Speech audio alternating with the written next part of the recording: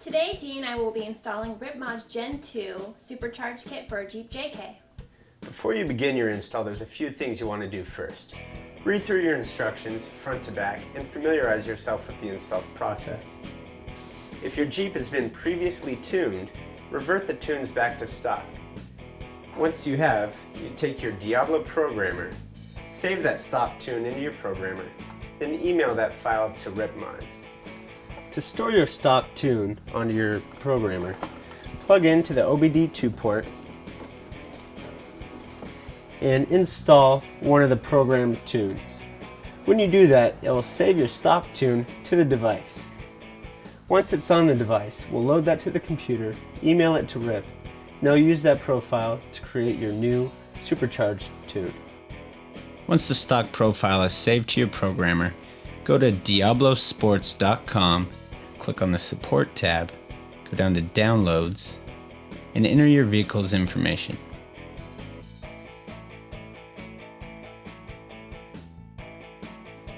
Scroll down and find the DS Downloader installer and select the installer. Save this with a shortcut on your desktop to provide easy access. To take your stock profile from your tuner and put it on your computer, you'll need to hook up your USB cord and your 12-volt power supply. Hook up your 12 volts and your programmer will boot. Plug in your USB. With your Diablo Sport programmer plugged in, open the Diablo Sport downloader and it will search for and find the programmer.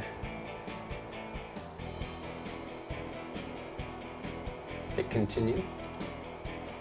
Get the tune file from the tool. Select original backup file and it will save to your computer. Select a file that's easy to remember and save it maybe on your desktop where you can access it easily. Now that you have the original backup file on your computer, email the file as an attachment to RIPP at ripptuning@gmail.com. They will take your original profile, tune it to a supercharged tune, and have it back to you in 24 to 48 hours. Once you receive your supercharged tune back from RIPP, save the attachment to your computer, plug in your Diablo programmer, and open up your DS downloader. Click Accept Modifications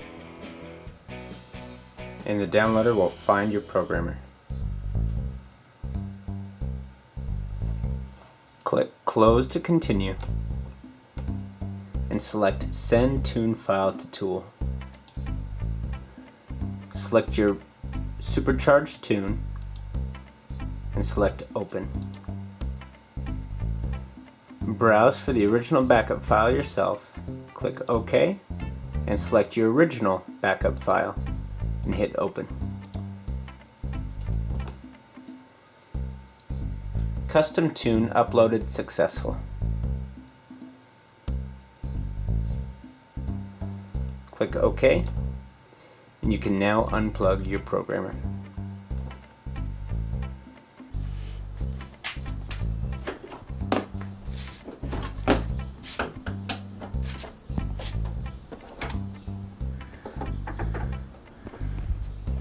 In preparation for the install, you will need to remove the grill, airbox, and negative battery cable. Remove the factory radiator grill via the locking clips. Once all clips are out, pull firmly on the grill. There are a series of press-in clips located on the bottom of the grill. They should all come loose easily.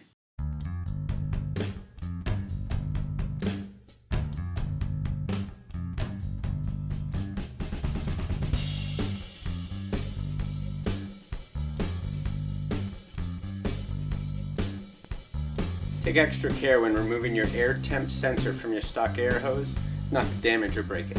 Pull air temp sensor from factory air tube.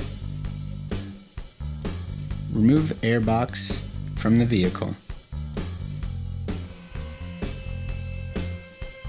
Using a 10mm, loosen and take off battery leads.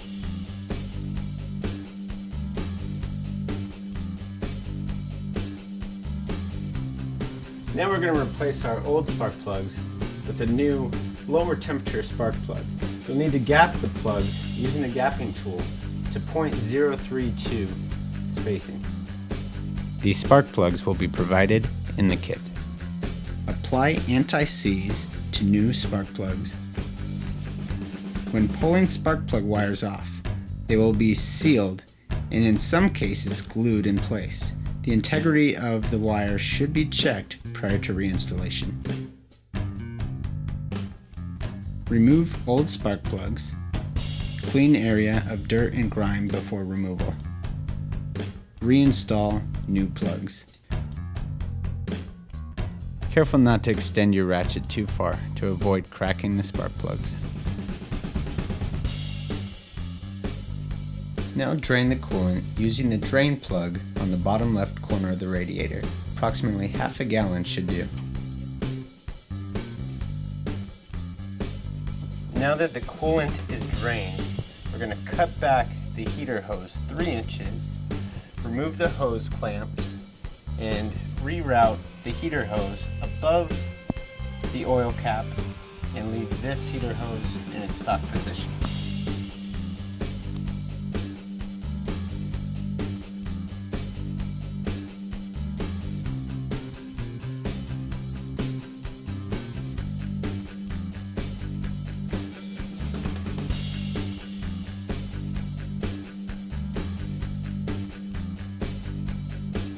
Reinstall and route the hose above the oil filler cap.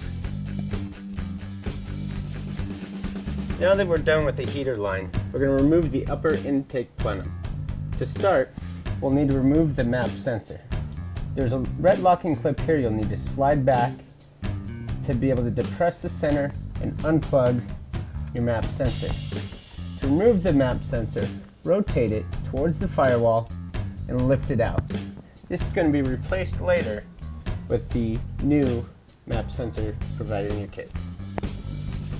The next step in removing the upper plenum is to remove the main breather hose by undoing the clip, setting it aside, and then unscrewing the EGR tube. First starting at the top, the middle, and then the bottom. You may have to go through the side fender to get to the bottom screw. The EGR tube can also be bent gently out of the way, but be careful not to crack it. Now you're going to remove the TPS sensor plug, the 8 10mm bolts holding down the upper plenum, and you're going to remove the whole plenum in one piece. Keep in mind the brake booster line is still attached to the rear. This can be removed to provide more room. Tape over the lower plenum to avoid contamination or loss of bolts.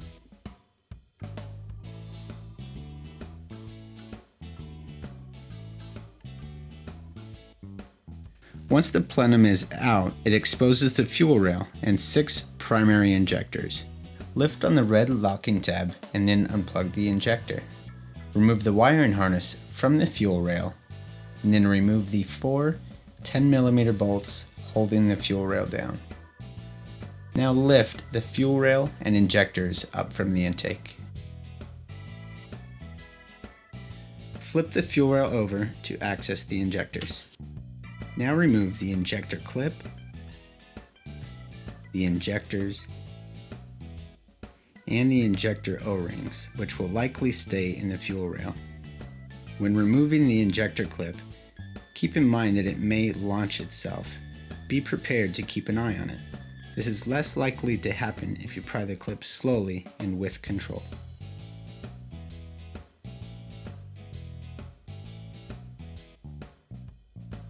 Install the supplied injectors into the factory fuel rail by applying a small amount of grease or oil to the injector seal to help it slip in.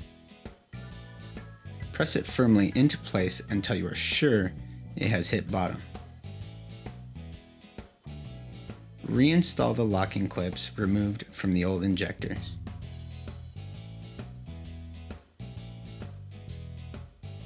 Grease or oil to the injector seal.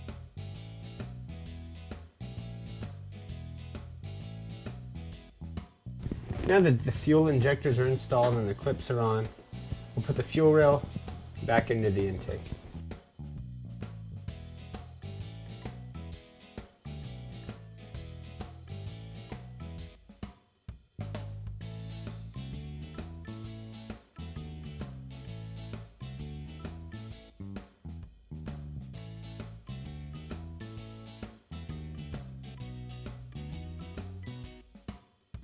At this point, you will reinstall the upper intake plenum, reversing the removal procedures. 2 changes will be made once securely installed. Be sure the brake booster line is reinstalled or otherwise uninterrupted in any way to avoid possible harm to you or others. Install the supplied map sensor using the supplied Phillips head screws.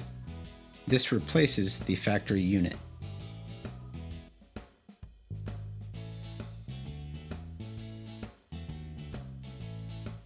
Plug in the map sensor and press in the locking clip.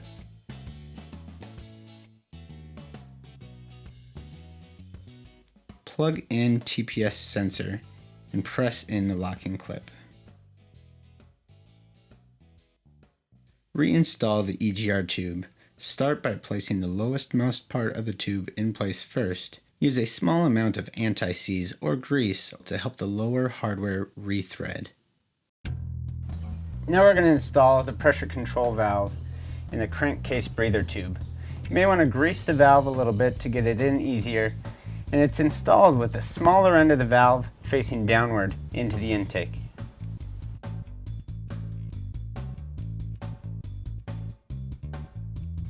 If you use a socket, you can put it on and it'll help you push the valve into the hose. Push the valve up into the first turn of the hose.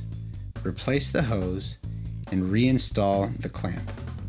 Installing the supercharger bracket requires you to remove the water pump pulley. To do so, use a 3/8 ratchet and insert it into the tensioner.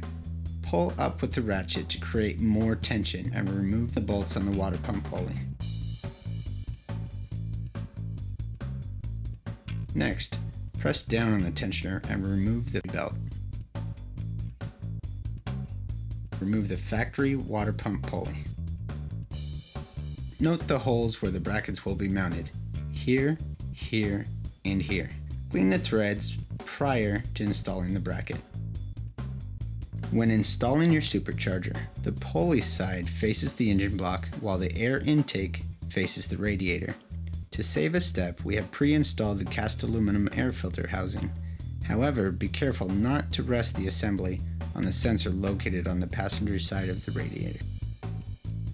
For your convenience, the supercharger belt comes pre-installed on the supercharger. When mounting the supercharger to the engine block, be sure that both the left and right sides of the belt, with the slotted side facing the power steering pulley, are ran as shown. Install support bracket using supplied bolts. Install the rear support bracket as pictured using supplied bolts and spacer. Be sure to use wave washers on all bolts. Use a screwdriver to help lock up the bolts on the water pump pulley. Secure the supercharger's braided oil line to the chassis of the vehicle. This line will need to be accessible for draining oil from the supercharger. Locate the soft plastic flap located on either side of the radiator. Using a clip tool or flathead screwdriver, pry the push tabs loose. Use a razor knife or razor blade to cut the plastic. Using supplied template, align the 2 corresponding holes. Use an air saw or Dremel tool to open area and make room for piping to pass.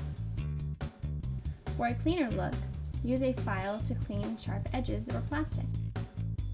Rotate the lower coolant hose clamp counterclockwise toward the radiator to make room for piping. Now we're going to install the intercooler. Mount intercooler as close to the center as possible in open radiator space. Using the supplied L brackets and hardware, simply rest intercooler on lower radiator support and bolt in place. Loosen the 10mm bolt holding the power steering reservoir in place and set it aside. Here's a diagram of the intercooler piping. Start from the supercharger and you work your way from pipe 1 to the intercooler to pipe 2, pipe 3, and then to the blow-off valve. Install pipe number 1 starting from the supercharger's outlet into the intercooler using the straight coupler.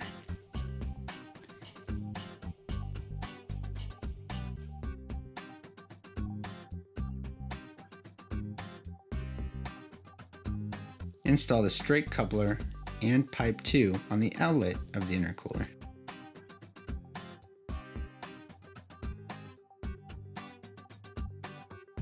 Install pipe number 3 to pipe number 2 using the straight coupler.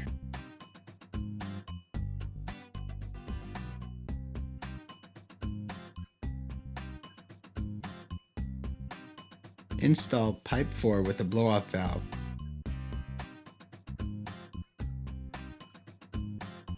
When attaching pipe 3 to pipe 4, use the stepped coupler.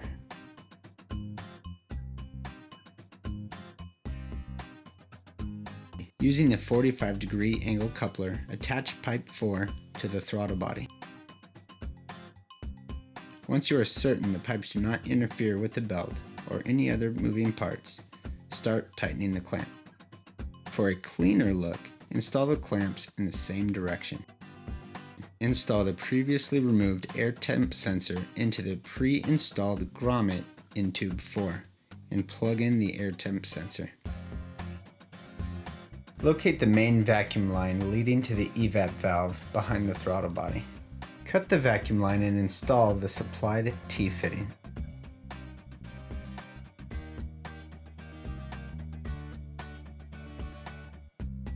Route the vacuum line to the bypass valve and zip tie the line to the upper coolant hose to avoid interference with the drive belt. Adjustment to the blow-off valve can be made before installation. Loosen the lock nut and turn the Allen bolt clockwise until 3 or 4 threads are showing. Then tighten the lock nut. Now install the air filter. Be sure to leave the clamp accessible for future service. Locate the hose coming from the passenger side valve cover and connect it to the hose coming from the center of the supplied air filter.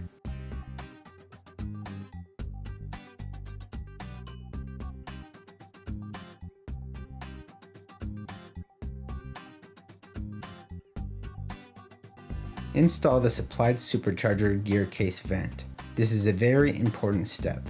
If this is not installed, you will blow the seals out of your blower, leaking oil and causing irreversible damage to the supercharger unit. Vortec will instantly know this is wrong and void any warranties expressed or implied. If your supercharger kit includes a blow-off valve silencer, turn the blow-off valve around so it faces the supercharger. Lube the blow-off valve and inlet on the air filter housing. Install and tighten the hose and clamps provided. Go over all your bolts, clamps, hoses, tie wraps, and fluids twice. Do not skip this step. Now the install is complete. Tune your vehicle with the supercharged tune, and then when installed, start the vehicle. Bring the vehicle to an idle and check for leaks. If the vehicle is running smoothly, let it run for 30 to 60 seconds. Shut it down and let the vehicle sit for a minute. If there are any fuel leaks upon initial startup, proper inspection of all fuel connections must be assessed before starting the vehicle. Now you're ready to enjoy your RIPP Supercharger. If you choose to use a boost gauge, attach it in the vacuum line that feeds the blow-off valve.